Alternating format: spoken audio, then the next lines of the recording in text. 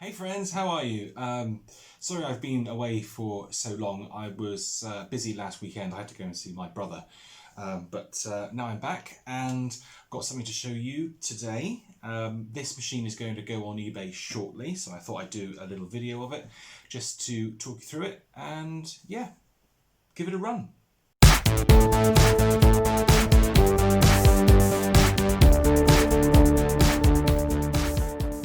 So what machine is it, I hear you ask? Well, you've probably looked at the title, so you know. You're not silly. Oh, goodness. So this is this really nice, well, it's really nice now, 1975 Hoover Ranger U4002. Now, I do already have one of these machines on the channel. It's like an in-use video. So that machine is actually in my collection, and I've had it for a good few years now. This was one of the cleaners that came from Richie in that big pile of vacs that I got from him. And I thought to myself, well, I don't need two machines in the collection, so let's do this one up and sell it on. So hopefully somebody will give it a good home and really enjoy. And it's a nice one, this one. I've done a lot of work to it, which I will talk you through shortly. Just like a brief history lesson, really.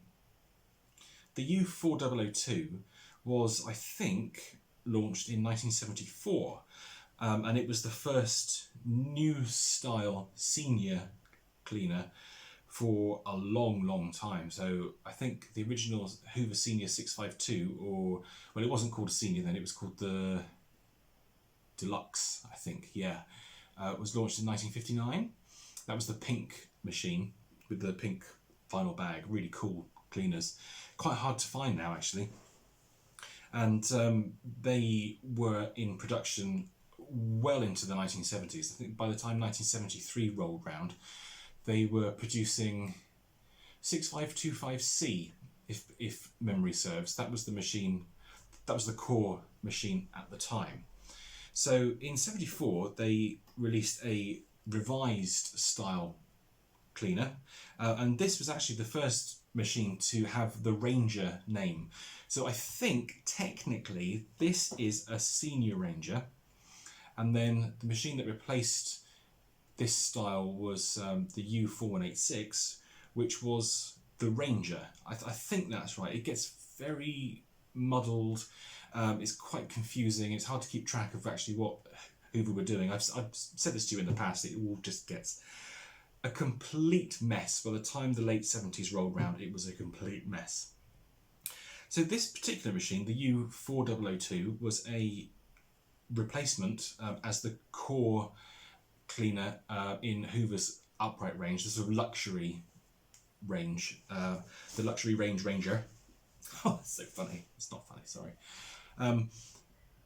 But interestingly, 4002 ran from, I believe, 1974 to 1976, upon which time it was replaced by the extremely famous U4014 Ranger, which is the machine we all know and love from the iconic Shake and Vac adverts. Now, funnily enough, I do have a 4014 in my lounge. That machine is also being done up and will be for sale at some point. I'm not entirely sure when. But the 4002 is ready to go. So this cleaner was only actually made for 2 years, between 74 and 76.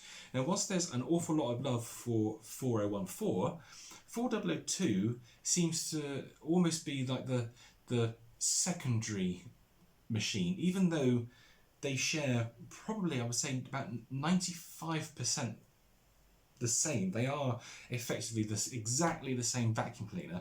The only difference between 4002 and 4014 is the colour and the fact that 4002 had a bottom fill bag, whereas 4014 is top fill. So this actually, arguably, is the rarer of the two machines.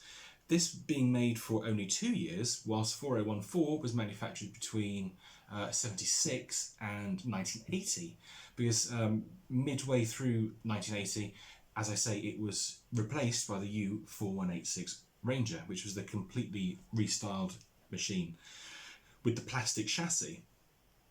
So 4002 is, yeah, but possibly even rarer than its avocado green counterpart.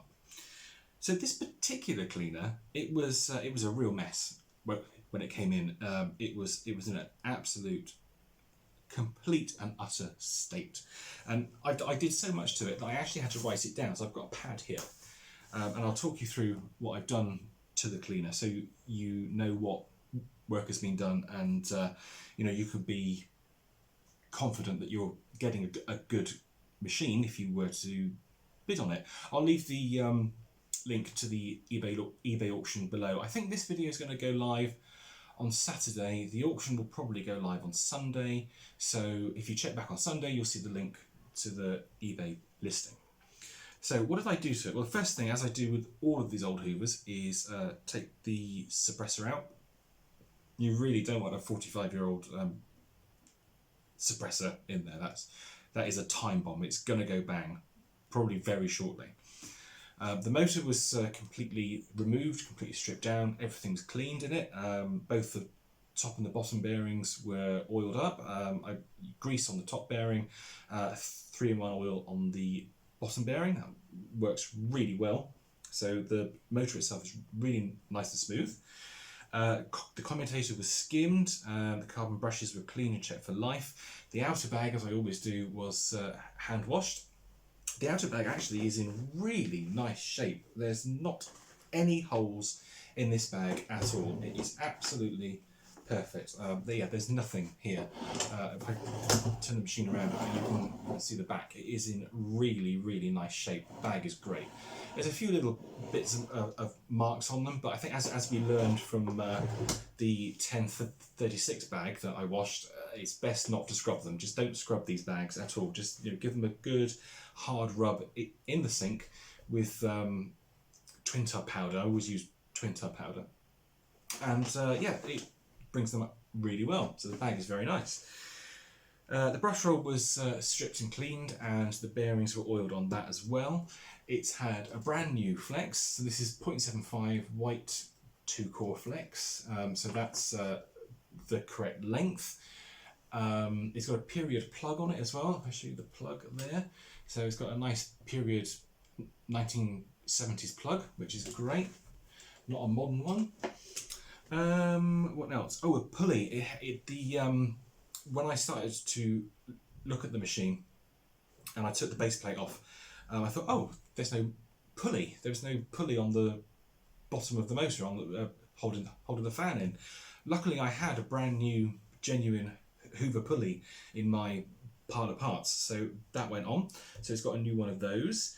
It's had a new headlight bulb. It's had a brand new bag flange back here, so I'll turn it around again so you can see it. So the bag flange is actually this part here. You just see it's the white part of it there, so it's the bit that actually holds the bottom of the bag. So the bottom of the bag is actually attached to that flange.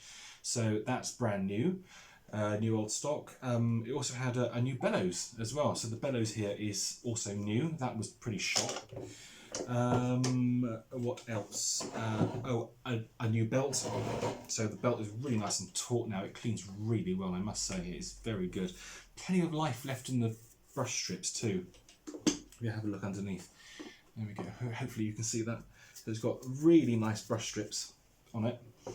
And yeah, a new paper bag as well. So it's had a lot of work done to it. A lot of work. And it is in really nice shape. It runs beautifully, which you'll see when we take it into the lounge to give it some use. There are just a couple of little things that I really want to say about this one. There's quite a bit of scoring and marks to the top of the hood here, and there's like a little gouge here taken out the side. This seems to be a really common problem with this style Ranger, and I think it's because the hood is really high and really quite wide as well. If you think about the earlier Seniors, the hood was nowhere near as large as this hood is. This is a huge piece of plastic. And I think as the machines got older and people didn't care about them, they were just, oh, it's just the Hoover, get the Hoover out. be smacking it into walls and radiators and under cabinets and stuff. I think that's probably what's happened here. This has been pushed quite violently, probably under a chest of drawers or something like that, and it's scored the top of the hood.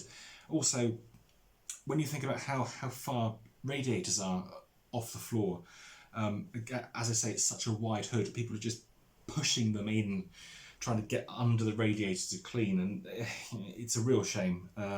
But you're hard pushed these days to find a Ranger of this vintage without marks and scratches to the hood. The 4014 that I've got in the lounge now, it's exactly the same as this. They all suffer from it. Very hard to find one that doesn't have damage due to that kind of use. It's not horrendous. You know, you can see it. It's there. But you know, this cleaner is 45 years old. It's by no means a young thing. So it's had some use, but you just need to bear that in mind, really. A couple of other things. The paint on the handle bail is starting to come off. It's not too bad, actually.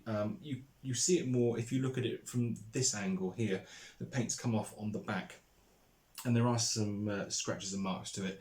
And as is the usual thing with these handles as well, the paint is starting to go. It's not too bad on this section. At the top, which you can't see on the camera right now, there's kind of like a residue from a label that's been stuck on it. I've actually left that residue there because I don't want to risk starting to rub it, because if I start to rub that off and I use the like strong chemicals to take that off, there's a risk it will take more of the paint off. So what I would recommend to the new owner is you either get a white label and just stick it around the top of the handle, or you clean it off and you just take the risk. The paint might come off, it might not. Two other things. The cord winders are in place and intact. The top one still actually rotates for the quick release flex. I would strongly recommend you don't do that because the plastic becomes quite weak on these winders. Just don't do it. Just manually unwrap the cable when you're going to use it. And this is general advice now. If you've got one of these cleaners, do not do that. Do not try and twist that top hook. There's a little bit of plastic that's been chipped off of it as well. Just need to mention that. And the lower cable hook, whilst it is in place and as you can see functioning perfectly well, it is a little bit loose on the handle. But if you take care of it, you don't knock it, it will be fine. I mean, you're not going to buy this cleaner to use every day. It's collectible now, and it is an absolute copper bottom collectible machine. I personally really like these cleaners. As I mentioned in my 345 video, the 4014 is a childhood machine of mine. It belonged to my Uncle Linwood and Auntie Barbara, and I won't recount the story again. You go and watch the 345 video, but in their big house they had in the dining room they had a 4014 down the end of the dining room. I always used to scamper in as a child and go and find it because I absolutely loved that cleaner. When you're 8, something like that, something like this is massive to you, and it has like a really big impact. And that 4014 really had that to me. It is one of my all-time favourite cleaners.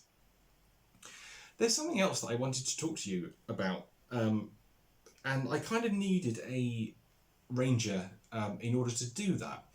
And it's talking about the twin speeds of these machines. So if we go back to 1959 and the original Hoover Senior model 652, that was the first cleaner we had where you slid the tool converter in the back. You put it in the back of the machine and it would lift up the front so the brushes weren't touching the floor, and then you just do your dusting with your tools. Now 652 did not have a twin speed mechanism on it, but from I think it was 1962 onwards when Hoover launched 652A, that was the first machine to have twin speeds. Now on the Ranger, on this one, when it's in carpet mode, it's 400 watts. And when you put the tools in, when you slide the converter in the back and it actuates the switch, let me show you. Let me flip this over, you can see it. See it here. Here's the guide here for where the tool converter slides in, and there's a switch. Just there. So when it's out, it's in 400 watt mode, and then when you slide it in and it pushes that switch in, the machine effectively boosts, and I put boost in quote marks, boosts its power consumption. That's its power consumption to 600 watts. Now how it does this is actually quite clever. What's happening there is when you're in normal upright carpet mode and that switch is out, what's happening is 75% of the field coil is energized, and that gives you 400 watts of burning power. So the machine is burning 400 watts, okay? And then when the tool converter is slid in and the switch is moved, click, that then energizes 100% of the field coil. And it's very clever, this, because you are getting two speeds by using more or less of the field coil. So that's why when you look at these and you look inside where the live comes in, so the live comes down through the cable, it goes down through a cable here, it comes into the side, and then it kind of loops back and it runs through to the switch, and then it runs back again, and then it runs through to that sub switch, which is underneath, as like the center feed. Okay, so you've got like a live middle, and then when you click the switch closed or open, the action of doing that moves between 75% or 100% of the field coil, because both of the wires that come back from that switch run into the field. Now what I've thought about, and I sort of did this when I was younger, I think to a 4002 as well, actually, funnily enough. Perhaps that's what made me think of it. But what you could do is, and it sounds crazy, but bear with me, you could take a Hoover turbo power switch, because that turbo power switch is either position 1, 0 or 2. So you have basically got two speeds. The turbo power cheats massively in order to get its twin speed. I'll tell you about that in the next turbo power video. But what you could do is take that switch and do one of two things. You could either remove the Ranger's power switch and make a little bit of plastic to fill this hole and put the turbo power switch there to rock 102, and then wire the field coil to that switch. So you'd have your main live coming in through the middle, so that would be the middle contact. Then you'd have your 75% of the field coil on position 1, and then you'd have 100% of the field coil on position 2. So you could turn the Ranger on and off in either low speed or high speed mode using that switch. The other thing you could do, and this is slightly more drastic, and it's probably not one that I would really want to do, and unless I had to scrap one of these with a really ruined hood, because it would involve cutting the Ranger's hood. So if we come around here and look at it from this angle, the opposite side to where the switch is here, you have this flat area. It's effectively flat, where and the only thing you can see at this point is the lowest position for the height control mechanism. So if you were to cut out this piece of plastic here, just to the size of a turbo power switch, what you could do then is keep the main power switch, rewire the loom back to the turbo power switch, and then have position 1, 0 and 2.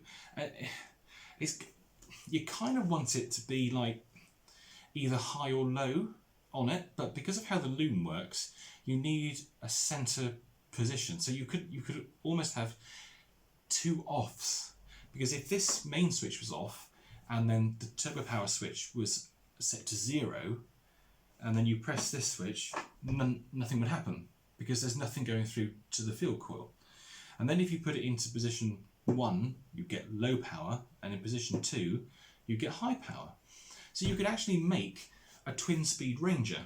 It wouldn't be that difficult. The only thing is, obviously, I really don't want to cut a Ranger's hood.